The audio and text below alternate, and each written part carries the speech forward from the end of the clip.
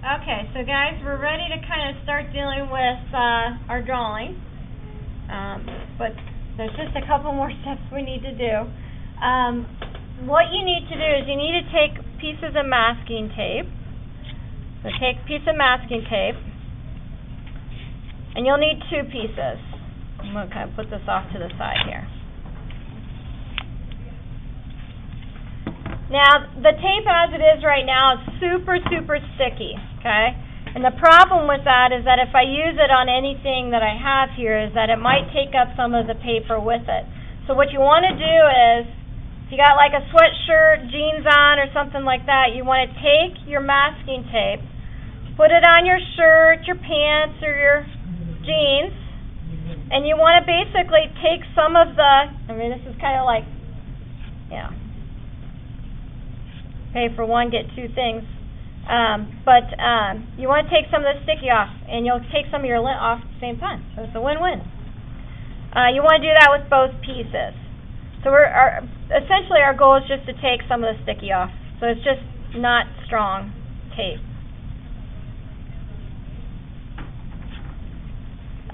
You could save yourself the trouble from doing this if you just use painter's tape, but painter's tape is expensive.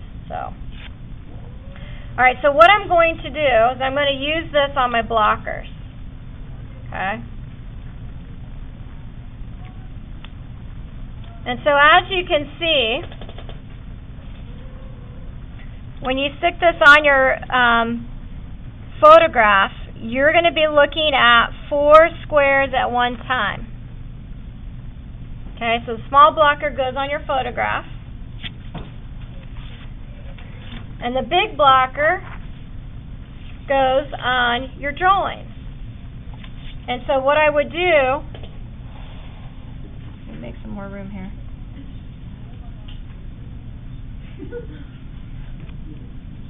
Is you need to make sure that you're blocking off the same section.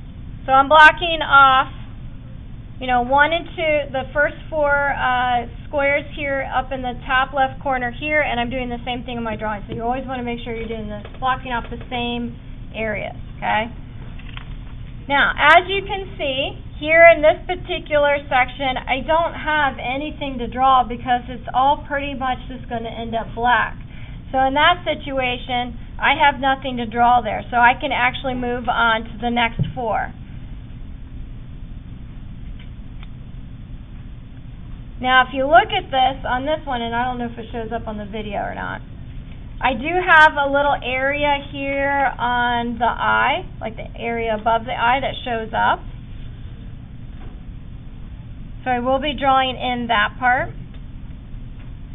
But the thing that's nice about the way that the blockers are is that it sets it up so that way, and again, this was an idea from a previous student I had a few years ago. We used to have we'd have the same blockers for both the photo and the drawing, but he found that when he did that, you could kind of see the grid too much. So by leaving it open, it allows you to see how it should connect with the other ones. And you can use this anyway, like I could do that this way, or if I wanted to, I could do it this way. Doesn't matter. I'm going to do it either way. Okay? So here I've got a section here to draw. Now what I'm going to do, and this is what I would recommend that you guys all do, I'm going to do this with a white color pencil so you can see it a little bit better. You guys should do it with a regular pencil, is that I'm just going to basically outline the shapes that I see these values make.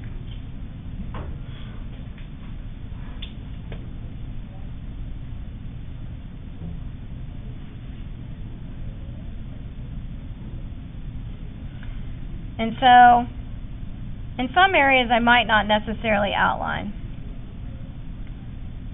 But I would do this again for you, I would do this with a regular pencil. I'm just doing it in white color pencil so you guys can see it a little bit better. But I want to see the shapes that these shadows are creating on the face. So when we do draw this on our paper, it's going to look weird. Not going to per se look like a portrait, or a person, or like one of those sort of elevation maps that you see sometimes. So what I want you guys to do, is it not working with the regular pencil? If it's not working, we can do the color pencil. Yeah, so you can see I've kind of outlined some of these shapes up here.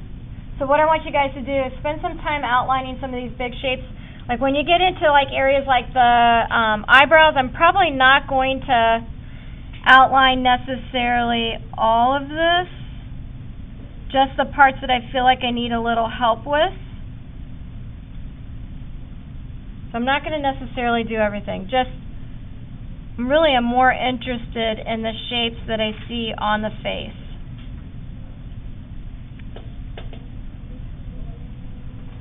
So yeah, so I'm going to give you guys a minute to work on that, on just how to outline that. Okay, so here's what I've kind of gotten on this one. Like I've been saying, I didn't really focus, I focused a lot less on the facial features, like outlining those, and I mostly spend my focus on just the shapes that the shadows were making on the face. I used my white color pencil in some areas, and I used just a regular pencil in others where it just worked out better. So for like the lighter areas, I had to use a pencil. For the darker areas, I had to use the white color pencil just so I could see it better. I'll try to zoom in so you can just see some of this a little bit better. But you can tell, like this is kind of how I outlined the forehead. As far as the eyebrows go, you know, like eyebrows, they kind of fade off here at the beginning, so I didn't really outline the beginning part, but there was a chunk right here that's a little bit darker. So I wanted to make sure that I outlined that so that I don't miss it when I draw. As far as the hair goes, hair's a little bit tougher to deal with. All I was looking for were basically some of the bigger shapes, whether they would be light shapes or the darker shapes. So I was just kind of plugging some of those in. A lot of the little stuff I ignored. I even outlined the shadows that I saw on the shirt, even though the shirt's really dark. I still went in and tried to find some of those. Here's the neck. The mouth, again, I'm missing some details in the mouth or outlining them, but I figured I could get those better. I could get those plugged in better in the drawing than I can just outlining it.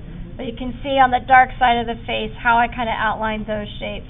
You do see the eyelashes here on the left side. I did not outline those because, again, I was worried that if I did, I would probably lose them. I'm going to plug that in when I go to do the drawing. So as far as the drawing goes, I'm not going to be able to start drawing until this second quad right here. So right there. So that's where I would start this drawing. I'm right-handed, so I'm going to start on the left at the top and work my way across. If you're a lefty, you probably want to start at the top on the right side and work your way across. If you guys want to, you can start on the left side for you righties and then go up and down and go that way, but whatever you do, don't start drawing here and then go draw over here and then go over here and draw here. You don't want to break it up, because if you do that, most likely your drawing's not going to connect the right way. So it's best to kind of start in one quad and then just work your way across. So what I want you guys to do is, after you get it outlined, is start drawing in your drawing here on your gray charcoal paper. You want to make sure that you draw this very lightly, okay? So you're going to be using your 4H pencil. Even though you're on gray paper, you still want to keep it light, so don't press hard into your paper where you make indentations, because those are things you're just not going to get rid of. And we're going to be shading on top of this, so you certainly don't want indentations on your paper to deal with, okay? So once you're ready, you guys can start that drawing. There you go.